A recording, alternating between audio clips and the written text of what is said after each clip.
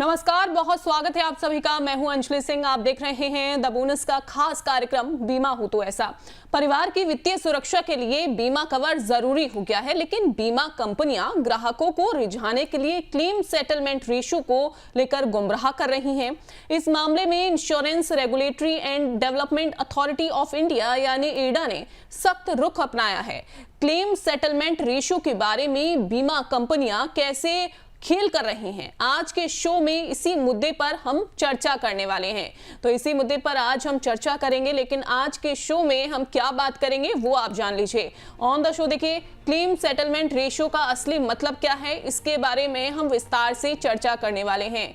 वहीं IRDAI की बीमा कंपनियों को सख्त चेतावनी है, तो इरडा ने सख्त चेतावनी जो है वो बीमा कंपनियों को दे दी है।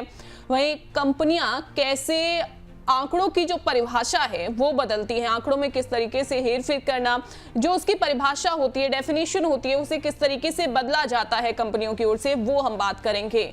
वहीं हम ये भी बात करेंगे कि बीमा ग्राहकों के लिए असल चिंता क्या है, जो असली रीजन है वो क्या है, चिंता का विषय क्या है बीमा ग्राहकों के लिए। बात करेंगे सही बीमा चुनने का सही पैमाना आखिरकार क्या है, तो सही बीमा आप कैसे चुन सकते हैं। इसके अलावा बात होगी क्लेम सेटलमेंट का नया साझा फॉर्मूला क्या है, तो क्लेम सेटलमेंट अगर होता है, क्या इसका फॉर्मूला है, कैसे कैलकुलेट किया जाता है, इसके बारे में ऑन द शो हम आज बात करने वाले हैं। तो सबसे पहले इरडा की चेतावनी से जुड़ी खबर समझ लेते हैं, उसके बाद हम चर्चा को आगे बढ़ाएंगे। इंश्योरेंस रेगुलेटर इरडा ने जनरल और हेल्थ इंश्योरेंस कंपनियों को चेतावनी दी है कि वे अपने विज्ञापनों में क्लेम सेटलमेंट रेशियो को भ्रामक रूप से प्रस्तुत करना बंद करें।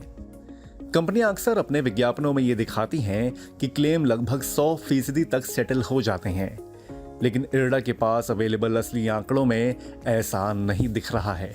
इरडा ने कहा है कि कंपनियां सेटलमेंट रेशियो निकालने के लिए अलग अलग परिभाषाएं इस्तेमाल करती हैं और विज्ञापनों में रिजेक्ट या पेंडिंग क्लेम को जानबूझकर शामिल नहीं करती हैं। इस तरह के विज्ञापन भ्रामक और धोखा देने वाले हैं। इरडा ने बीमा उद्योग के लिए एक साझा फॉर्मूला तय करने का निर्देश दिया है। तो आज हमारे साथ हैं इंस्टा पॉलिसी इंश्योरेंस ब्रोकिंग के founder and chairman Nitin Pandey ji, जो बीमा उद्योग के अनुभवी विशेषज्ञ हैं। आपको बता दें कि इनके पास बीमा उत्पादों, क्लेम प्रोसेस और रेगुलेटरी चेंजेस की गहरी समझ है। वहीं आपको बताएंगे कि ग्राहकों को किन बातों से सावधान रहना चाहिए। सर, बहुत स्वागत है आपका द बोनस पर। धन्यवाद अंजलि जी सर, सबसे पहला सवाल तो मेरा यही रहेगा कि क्लेम सेटलमेंट रेशियो को लेकर इंश्योरेंस रेगुलेटर इरडा की चिंताएं आखिरकार क्या हैं? इसमें क्या है कि जो इंश्योरेंस कंपनी जो अपने अपने बहुत सारे एडवर्टीजमेंट में कुछ क्लेम सेटलमेंट रेशियो से लेके कुछ विज्ञापन वगैरह देती हैं, जिससे कि इंश्योरेंस लेने के लिए जो क्लाइंट है उनको क्लेम रेशियो दिखा के अपने तरफ अट्रैक्ट किया जाए। लेकिन होता क्या है कि जो वो 100%, 99% या 95% के लगभग सब लोगों के क्लेम रेशियो ऊपर ही दिखते हैं, बट एक्चुअल में जो क्लेम रेशियो कैलकुलेशन का जो फॉर्मूला है वो एक्चुअल नहीं है, इसलिए वो सारे के सारे जो क्लेम रेशियो है हमेशा बड़े ही दिखाए जाते हैं। अब होता क्या है कि उसमें जो क्लेम रेशियो है वो उसमें आपको जब तक आप पेंडिंग और रिजेक्टेड हटाकर रेशियो नहीं दिखाएंगे तब तक ये मिसलीडिंग ही बोला जाएगा। तो जितना भी क्लेम आपके आते हैं उसमें से ये लोग दिखाते क्या है कि क्लेम आए और सेटल हो गए, वही फॉर्मूला यूज करते हैं, जबकि असली यही है कि आपको जो क्लेम सेटलमेंट का जो फॉर्मूला है वो ऐसा है कि आप क्लेम सेटल्ड जो हुए हैं वो claim settled plus claim pending plus claim rejected into 100, ये एक सिंपल सा फॉर्मूला है। अगर इस तरीके से निकालें तो एक्चुअल निकल जाएगा, लेकिन वो ऐसा दिखता नहीं है। वो पेंडिंग और रिजेक्शन जो अमाउंट होता है, वो जो क्लेम्स होते हैं उसको निकाल के रेशियो दिखाते हैं तो वो बढ़ा हुआ दिखाई देता है। बिल्कुल बिल्कुल। लेकिन सर, किस बीमा कंपनी का क्लेम सेटलमेंट रेशियो क्या बताता है, इसे हमें क्या समझना चाहिए?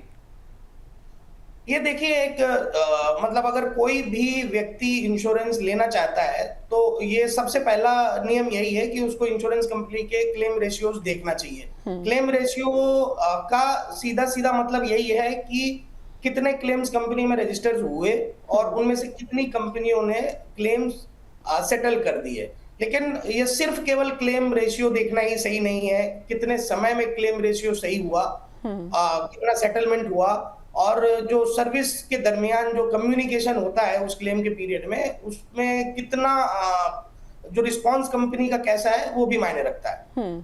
बिल्कुल। तो टाइम पीरियड जो है वो चेक करना चाहिए, इसके अलावा क्लेम रेशो चेक करना चाहिए। लेकिन सर अगर हम बात करें क्लेम के बाद कंपनियों को कितने दिनों में क्लेम प्रोसेस होता है, इसके पीछे भी क्या किसी तरीके का कोई टाइम पीरियड है कि इतने टाइम में इसे सेटल करना ही होगा? हाँ, आईआरडीए ने सब निर्धारित किए हुए हैं। इसमें अगर आईआरडीए के नियम के अनुसार क्लेम पूरा डॉक्यूमेंटेशन मिलने के 30 दिनों के अंदर क्लेम का सेटलमेंट करना अनिवार्य है। और अगर जांच की जरूरत हो या कहीं इंश्योरेंस कंपनी को लगता है कि इसमें कोई डाउट है या डॉक्यूमेंटेशन क्लियर नहीं है या हॉस्पिटल से कुछ पेंडेंसी है या उनको लगता है कि हमें जांच की जरूरत है इस क्लेम में, तो एटलीस्ट 90 दिन के अंदर तो आपको डिसीजन देना ही पड़ेगा। बिल्कुल। लेकिन सर अगर किसी कंपनी का क्लेम सेटलमेंट रेशियो 100% है तो क्या सभी दावों का भुगतान हो जाता है? नहीं, मैंने आपको अंजलि बताया कि क्लेम रेशियो का मतलब ये नहीं है जो वो दिखाते हैं। तो अगर क्लेम जितने आए हैं और सारे के सारे सेटल हो जाएंगे तो क्लेम रेशियो फिर निकालने की जरूरत नहीं है। 100% का मतलब मैंने बताया कि वो मिसलीडिंग होता है कि 100 में से हमने 100 क्लेम दे दिए, उसमें से रिजेक्टर और पेंडिंग क्लेम का डेटा नहीं होता है। तो इसका मतलब ये नहीं है कि सारे क्लेम पे ही हो जाएंगे। बिल्कुल। तो सर अब ऐसे में आखिरकार जो ये क्लेम सेटलमेंट होता है, बीमा कंपनियां किस तरीके से ये खेल करती हैं इसमें? अगर आपने बताया कि हमें जो है रिजेक्शन और पेंडिंग जो चीजें हैं वो हमें चेक करनी चाहिए।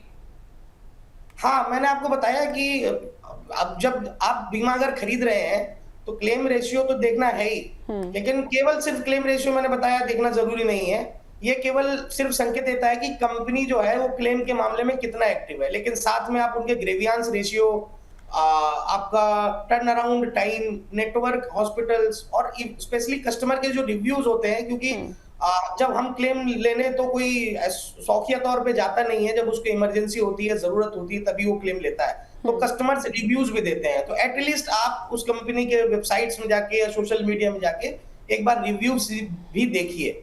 बिल्कुल। तो रिव्यूज चेक करना बहुत ज़्यादा ज़रूरी है।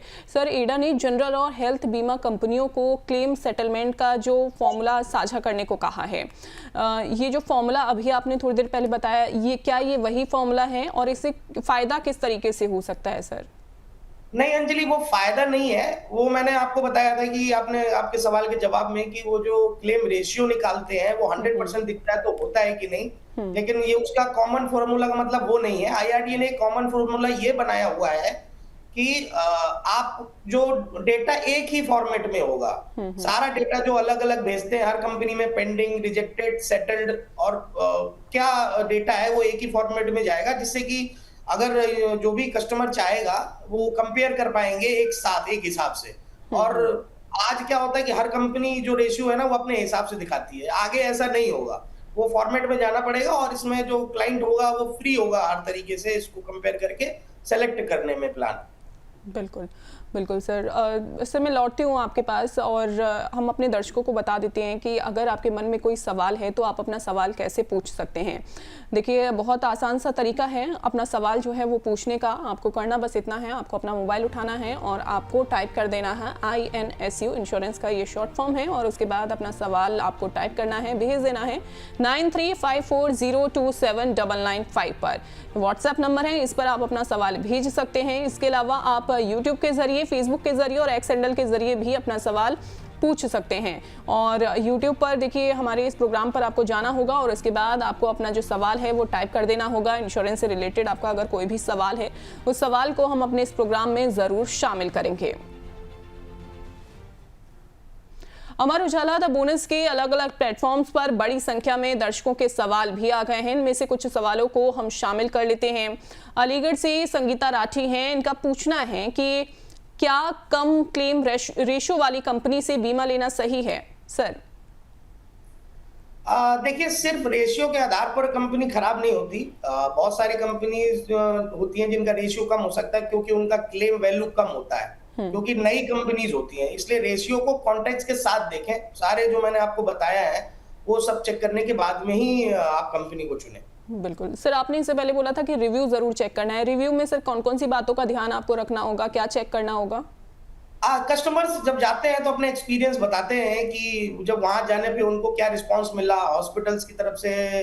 जब वो हॉस्पिटल किसी टीपी एजेंसीज के थ्रू कनेक्ट करती है इंश्योरेंस कंपनी को, या डायरेक्ट इन हाउस जो उनके अरेंजमेंट होते हैं उसके थ्रू करते हैं, तो क्या उनको सही टाइम पे उनको आंसर मिला, या जो भी उनकी रिक्वायरमेंट थी उनको इंश्योरेंस कंपनीज ने कितनी देर में सेटल किया, उनको वहां पे कैशलेस लेने में कोई दिक्कत तो नहीं, एडमिशन में कितना टाइम लगा, वो बहुत सारे रिव्यूज देते हैं। या फिर क्लेम सेटलमेंट के टाइम में जो कमिटेड अमाउंट था वो मिला या नहीं मिला, या बहुत सारी चीजें होती हैं, वो सारा देख के वो रिव्यूज आपको मिल जाएंगे बहुत इजीली।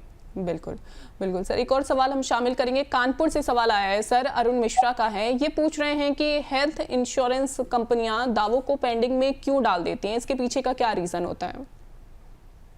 देखिए, वजहें तो बहुत सारी हैं, बट जो सबसे कॉमन रीजंस हैं उसमें तो या तो डॉक्यूमेंटेशन इनकम्प्लीट होते हैं, या मेडिकल इन्वेस्टिगेशन की रिक्वायरमेंट होती है, या इंटेंशनल डिले स्ट्रेटजी, बहुत सारी चीजें होती हैं जिसमें हो सकता है कि वो उन्होंने पेंडिंग में रखा हो। बट हाँ, अब जो भी जिनका भी ये क्लेम हुआ हो उनको हमेशा फॉलोअप लेता रहना चाहिए कि क्यों किस वजह से पेंडिंग है। तो हर जो भी पेंडेंसी होती है उसका एक टाइट होता है रिजॉल्व करने का, तो फॉलोअप से आपको उसकी जानकारी मिल जाएगी। बिल्कुल। और सर अगर डॉक्यूमेंट्स कंप्लीट है, क्या उसके बाद भी कोई ऐसा चांस है कि पेंडिंग में चला जाए?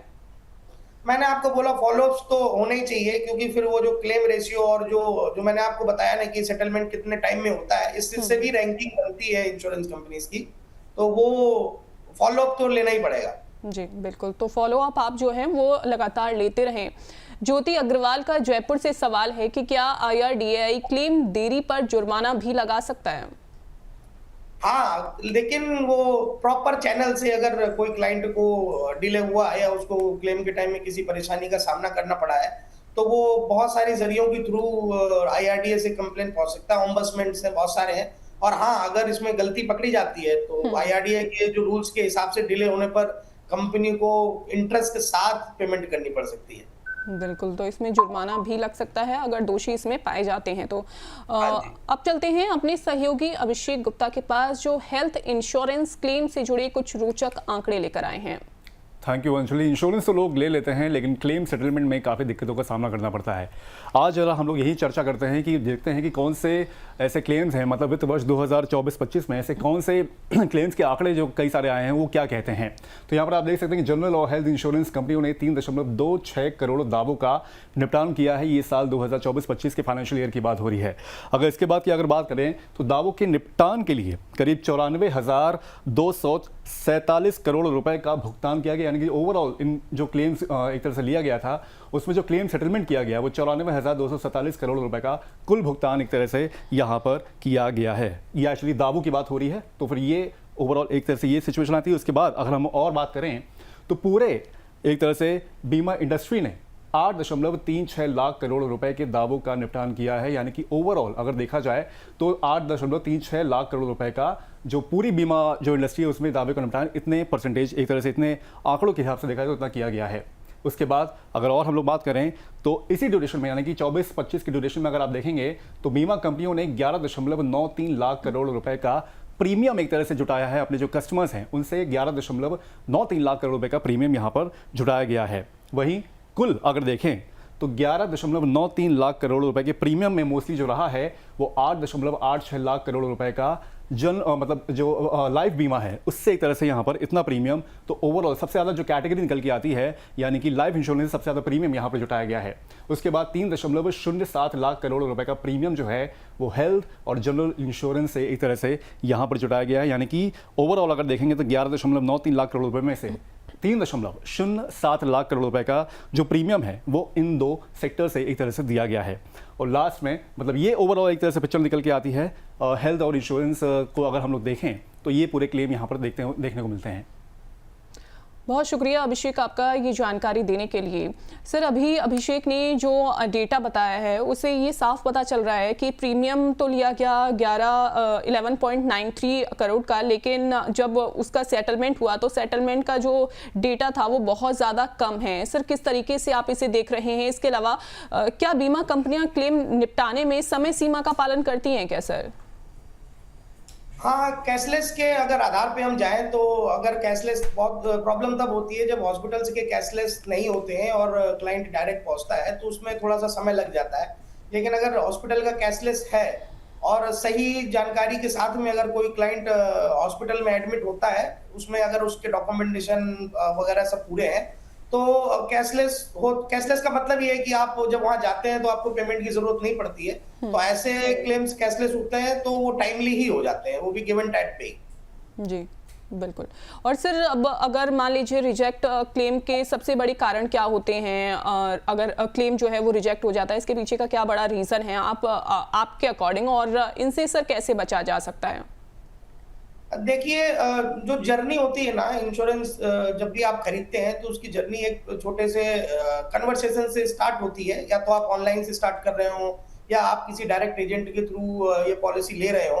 तो वो जो पॉलिसी जर्नी होती है उस पूरी जर्नी को बहुत अच्छी तरीके से कंप्लीट करना बहुत इंपॉर्टेंट है, क्योंकि जो बोलते हैं कि इंश्योरेंस आग्रह की विषय वस्तु अब नहीं रह गई है, अब समझदारी की भी विषय वस्तु है, क्योंकि जो रिजेक्शन बाद में आते हैं वो जल्दबाजी की वजह से आते हैं। तो जब भी अगर कोई क्लेम रिजेक्ट होता है उसकी वजह, मतलब बेसिक वजह मैं आपको बता देता हूँ। बेसिक वजह ये है कि नॉन डिस्क्लोजर ऑफ जो प्री एग्जिस्टिंग इलनेसेस होती हैं। बहुत सारे लोग होते हैं जो सामने बताते नहीं है, प्रपोजल में वो सब भरते नहीं है या सामने वाला उनसे पूछता नहीं है। जो इंफॉर्मेशन इंश्योरेंस कंपनी को नहीं मिलती है कि अगर मैंने आज खरीदा है कोई इंश्योरेंस तो मेरे को कोई बीमारी करंट तो नहीं है, लाइक कोई डायबिटीज हो गया, ब्लड प्रेशर हो गया, मतलब जो लाइफ वाली जो बीमारीज हैं इनको डिस्क्लोज नहीं होते हैं। तो क्लेम के टाइम में अगर ये पता चल जाता है कि ये बीमारी पहले से चली आ रही है तो क्लेम रिजेक्ट हो सकता है। उसके अलावा रॉन्ग डॉक्यूमेंटेशन का एक पार्ट है कि लगभग जितने भी डॉक्यूमेंटेशन आप दिए हुए हैं प्रपोजल फॉर्म में वो आपको सारे के सारे डॉक्यूमेंटेशन आपको करनी है साइन के साथ में।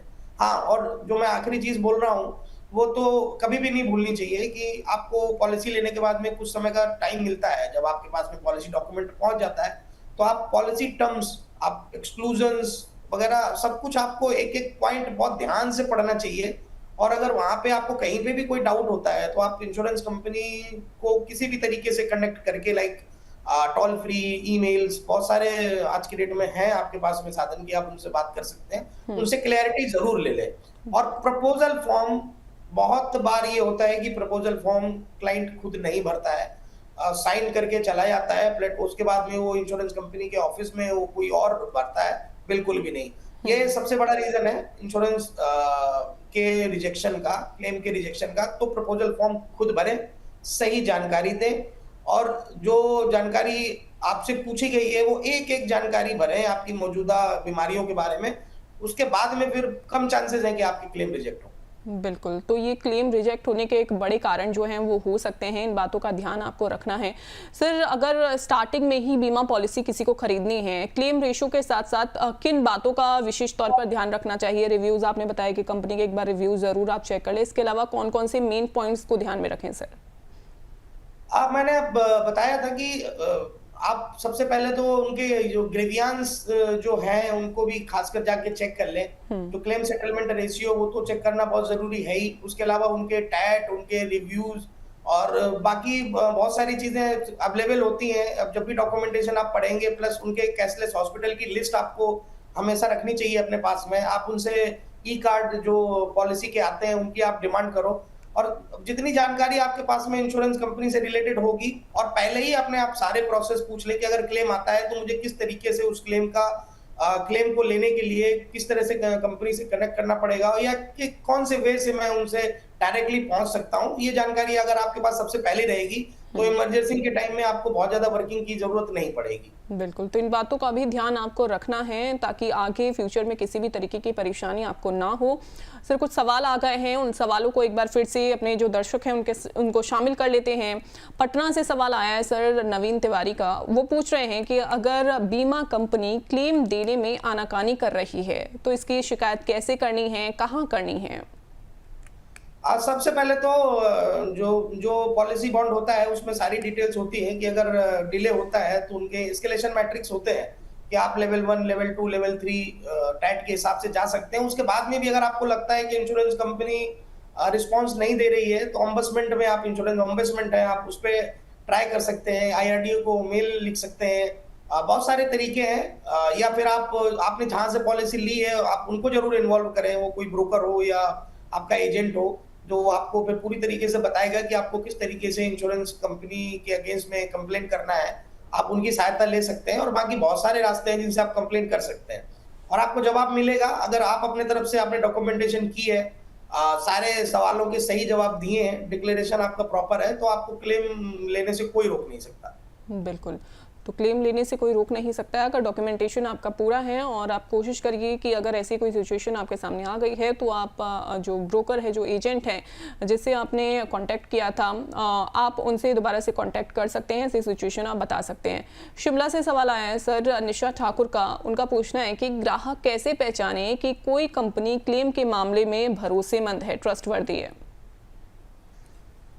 मैंने जैसे बताया था आपको कि सबसे पहले तो ऑब्वियसली क्लेम रेशियो चेक करना है, क्या सेटलमेंट है, उनके ग्रेवियांस वगैरह रेशियो चेक करना है। और सबसे पहले ये देखना है कि उनके क्लेम सेटलमेंट के जो रिव्यूज आए हैं आपके सोशल मीडिया में या वेबसाइट के थ्रू या जहां से भी मिले आप देखें, और जो भी उनके रिस्पॉन्सेज होते हैं, इंश्योरेंस कंपनी का रिस्पॉन्स आपका जो इमरजेंसी के टाइम में बहुत इंपॉर्टेंट होता है। अगर वहां पे हमको सारे रिव्यूज वगैरह सही मिलते हैं तो उनको लेना चाहिए। हाँ, अगर क्लेम रेशियो कम है या बहुत सारे जो डेटा निकलता है आईआरडीए का, वो आईआरडीए नागरिक जागरूकता के लिए बहुत सारे हमको इन्फॉर्मेशन देती है, उन इन्फॉर्मेशन को भी देखें। अगर वहां पे भी आपको कहीं लगता है कि ये कंपनी ठीक नहीं है तो बिल्कुल आपको ऐसे इंश्योरेंस कंपनी से पॉलिसी नहीं लेनी चाहिए। और देखें कि डेटा निकलता है कि टॉप 5 टॉप 10 कंपनीज का और उसमें सॉल्वेंसी रेशियो भी एक है जिसमें आप देख सकते हैं कि कंपनी की वित्तीय स्थिति क्या चल रही है, वो भी एक मेन फैक्टर है। ये सब करने के बाद में, आप चेक करने के बाद में आप पॉलिसी ले सकते हैं। तो उम्मीद करते हैं आपको अपने सवालों का जवाब जो है वो मिल गया होगा। एक्सप्लेन करके सर काफ़ी अच्छे से बता रहे हैं इसके बारे में। सर एक आखिरी सवाल है कि टर्म और हेल्थ इंश्योरेंस पर जीएसटी 0 होने से जो बीमा इंडस्ट्री है, किस तरह की बदलाव की उम्मीद आप इसमें देख रहे हैं? अंजलि, बहुत पहले से ये डिमांड थी, चली आ रही थी कि जो आपकी स्वास्थ्य और जीवन से की सुरक्षा के लिए जो इंश्योरेंस प्लान्स हैं या बीमा से जीएसटी टैक्स हटना ही चाहिए। लेकिन आखिरकार ये सरकार ने इस बात को ध्यान दिया और सुना उसको और उसको अप्लाई किया कि जीएसटी अब इंडिविजुअल पॉलिसीज में, हाँ कॉर्पोरेट पॉलिसीज में है, बट इंडिविजुअली अगर मैं अपने नाम से इंश्योरेंस पॉलिसी ले रहा हूँ या टर्म या हेल्थ इंश्योरेंस ले रहा हूं तो ऑब्वियसली उसमें जीएसटी 0 है। ऑब्वियसली जब 18% जीएसटी कम होगा तो प्रीमियम भी कम होगा। और मैं 100% श्योर हूं और ये सबका मानना यही है कि जो भारत में इंश्योरेंस पेनिट्रेशन बहुत बढ़ेगा। यह इंडस्ट्री और कंज्यूमर दोनों के लिए ये गेम चेंजर साबित होने वाला है। ये यहाँ पे हमारे देश में ये बहुत लेट आया, बाकी पूरी दुनिया के बहुत सारे देशों में ये हमेशा ही हेल्थ इंश्योरेंस को बहुत इंपॉर्टेंस दी गई है। और क्योंकि बाहर देशों में जो आपकी जो मेडिकल कॉस्ट है वो बहुत बहुत महंगी है, मतलब वो नॉर्मल एक आपका मिडिल क्लास फैमिली के तो बिल्कुल अफोर्डेबल है ही नहीं। लेकिन अब इंडिया में इस चीज को धीरे धीरे अगर ये लाइफ और ये टर्म प्लान और हेल्थ प्लान को अगर प्रमोट कर रहे हैं, चाहे वो टैक्स के जरिए हो या किसी और जरिए हो, ऑब्वियसली ये गेम चेंजर ही है और ये कंज्यूमर और इंडस्ट्री के लिए एक गेम चेंजर ही होने वाला है। बिल्कुल एक गेम चेंजर ये होने वाला है। सर बहुत शुक्रिया आपका द बोनस को, आपने अपना कीमती समय दिया और हमारे साथ आप जुड़े और इस विषय पर आपने गहराई से चर्चा की। बहुत शुक्रिया sir. Thank you so much मुझे इस चर्चा में शामिल करने के लिए। धन्यवाद अंजलि जी, थैंक यू सर। तो आज हमने जाना कि बीमा कंपनियों के विज्ञापनों में दिखने वाला क्लेम सेटलमेंट रेशियो हमेशा सच्चाई नहीं बताता है। IRDAI की नई सख्ती से पारदर्शिता बढ़ेगी और ग्राहकों को सही जानकारी मिलेगी। बीमा चुनते समय सिर्फ रेशो नहीं बल्कि सभी फीचर्स को अच्छी तरह से जांचना जरूरी है। रिव्यू जरूर आप पढ़ें। सुरक्षित रहें, जागरूक रखें। अगले हफ्ते हम फिर मिलेंगे एक और नए टॉपिक के साथ। तब तक आप देखते रहिए द बोनस। नमस्कार।